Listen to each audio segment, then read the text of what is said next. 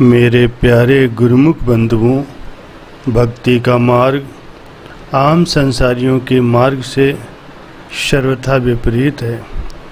इसीलिए संसार में जहाँ सभी लोग अपने आप को एक दूसरे से बड़ा सिद्ध करने का प्रयत्न करते हैं, वहाँ गुरुमुख जन, भक्तजन अपने हृदय में नम्रता और सहनशीलता धारण करते हुए स्वयं को सबसे छोटा समझते हैं। परंतु वास्तव में देखा जाए तो ऐसे गुरुमुख भक्त ही उच्च पदवी के स्वामी होते हैं। सतपुरुष श्री गुरु अर्जुन दास जी महाराज कथन करते हैं कि सत्संग में रहकर जिस मनुष्य का अहंकार मिट जाता है, वही मनुष्य सब मनुष्यों से बड़ा है। जो मनुष्य अपने आप को सबसे नीचे समझता है, उसे ही सबसे ऊंचा समझना चाहिए।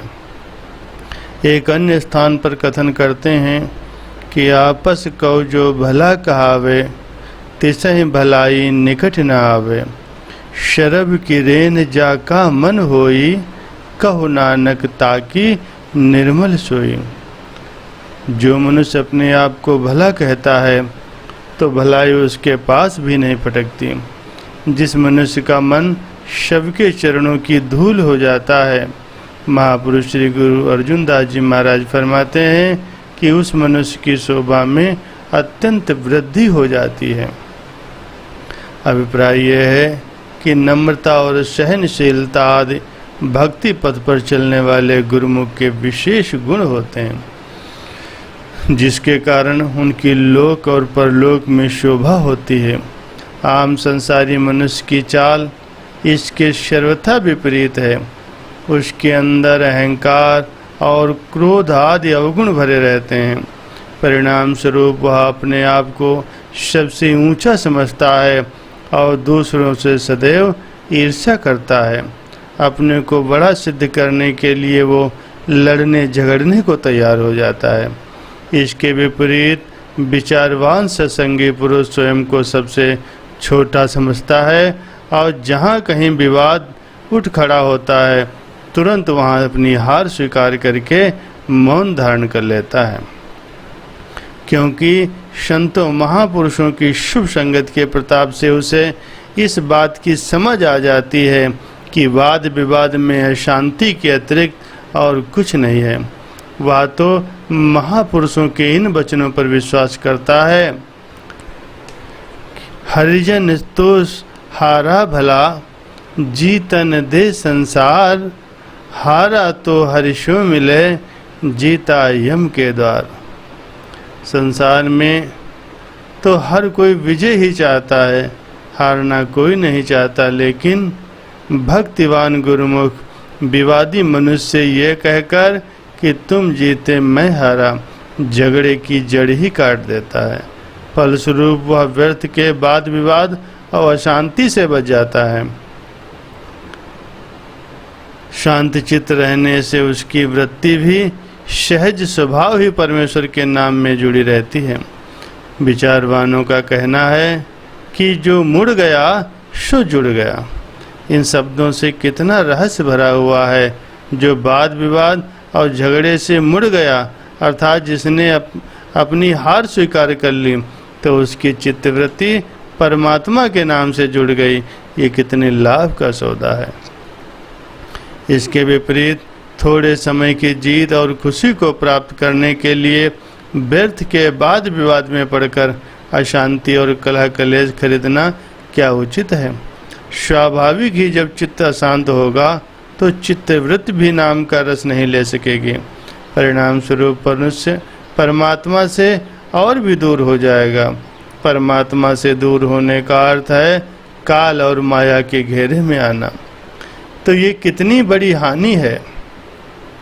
किसी मनुष्य से यदि पूछा जाए कि दंड के फलस्वरूप 2000 रुपये देना स्वीकार है अथवा 2 वर्ष का कारावास, तो विचारवान मनुष्य तो यही कहेगा कि 2 वर्ष के कारावास से तो 2000 रुपये देना ही उचित है।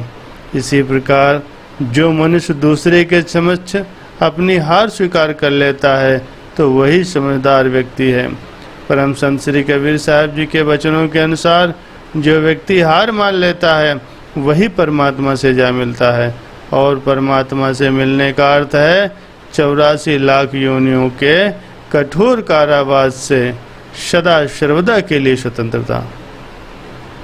यदि किसी गुरुमुख से कोई व्यक्ति कुछ अनुचित बात कह देता है तो गुरुमुख को चाहिए वो सहनशीलता से काम ले, ना तो क्रोध करे और ना ही मन में कभी उसका बुरा सोचे।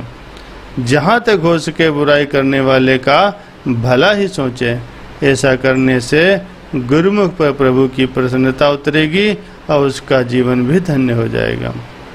संतों का उपदेश है, फरीदा बुरेदा भला करी, गुस्सा मन ना हड़ाई, देही रोग न लगई, पले सब किछ उपाई। शेख फरीद साहब जी फरमाते हैं, अपने साथ बुरा करने वाले का भी भला ही करो, उसके प्रति मन में क्रोध न बढ़ाओ। ऐसा करने से शरीर में रोग भी नहीं लगेगा और सभी हार्दिक भावनाएं भी पूर्ण होंगी। कैसा आशीर्वाद भरा हुआ है संतों के इन वचनों में कि बुराई करने वाले के साथ भी भलाई करने से मनुष्य की देह भी निरोगी रहेगी और सभी भावनाएं भी पूरी होंगी। लेकिन संतों के वचन रूपी इस अमोलक दात को केवल प्रभु के प्यारे गुरुमुख जन ही हृदय में बसाते हैं और उस पर आचरण करते हैं। एक महात्मा जी ध्यान की अवस्था में बैठे हुए थे। एकाएक उनके मुख से एक आह निकली। एक गुरुमुख शिष्य ने इसका कारण पूछा तो उन्होंने कि खोद खाद धरती सह, काट कूट बन रहा है, कुटिल वचन साधु सह, और से सहा न जाए। साधु संत स्वयं सहते हैं और अपने संपर्क में आने वाले प्रत्येक व्यक्ति को सहना सिखाते हैं।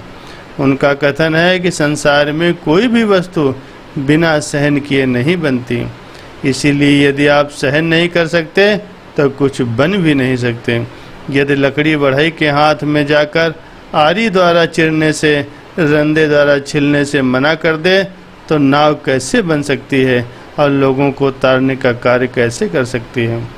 जो व्यक्ति अपनी अहंकारता को गंवाता है, हृदय में सहनशीलता और नम्रता धारण करता है, वही प्रभु की प्रसन्नता प्राप्त करता है। आप तरता है और दूसरों को तारने वाला भी बन जाता है। इसके विपरीत अहंकारी मनुष्य इस जन्म में भी ईर्ष्या द्वेष आदि की अग्नि में तपते हैं और मृत्यु के बाद भी जन्म मरण के चक्र में फंसकर ठोकरें खाते हैं और दुख कष्ट उठाते हैं। जब अहंकारी व्यक्तियों ने संत नामदेव जी को धक्के मारकर मंदिर से बाहर निकाल दिया तो संत नामदेव जी सब कुछ सहन कर मंदिर के पीछे जाकर बैठ गए। भगवान से अपने भक्त का अपमान सहन नहीं हुआ और उन्होंने मंदिर का मुख फेर कर संत नामदेव जी को दर्शन दिए। इस विषय में सतपुरुष श्री गुरु रामदास जी महाराज कथन करते हैं कि मंदिर से बाहर निकलने वाले अहंकारियों और निंदकों को परमात्मा ने पीठ देकर संत नामदेव जी को दर्शन किए। तात्पर्य यह है कि विचारवाद सत्संगी पुरुषों को चाहिए कि महापुरुषों को वचनों पर आचरण करके उपरोक्त नम्रता और सहनशीलता गुणों को हृदय में धारण करें और प्रभु की प्रसन्नता प्राप्त करके ये जीवन भी सुख और आनंद पूर्वक बिताएं और अपना परलोक भी संवार लें।